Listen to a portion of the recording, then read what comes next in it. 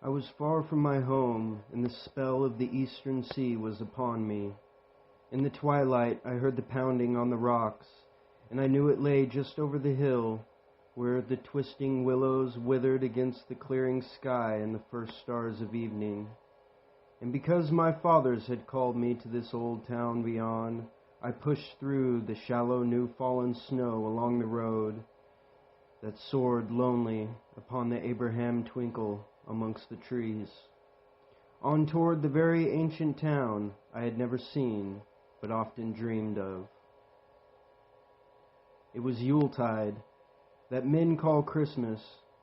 though they know in their hearts it is older than Bethlehem and Babylon, older than Memphis and mankind. It was Yuletide.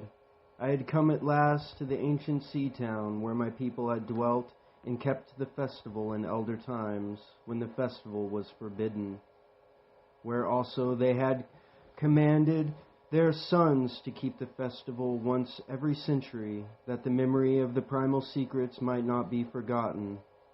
Mine were an old people, and were old even when the land was settled 300 years before,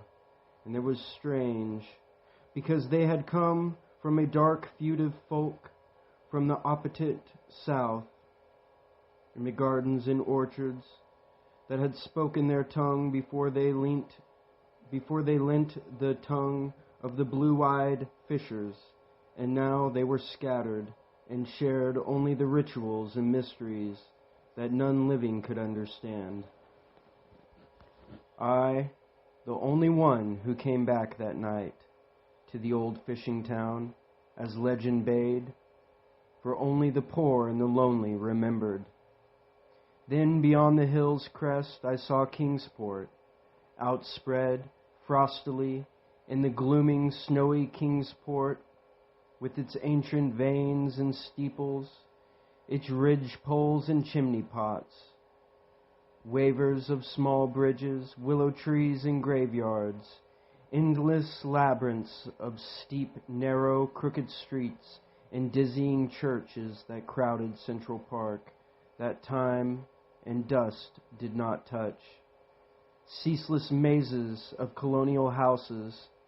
piled and scattered at all angles and levels,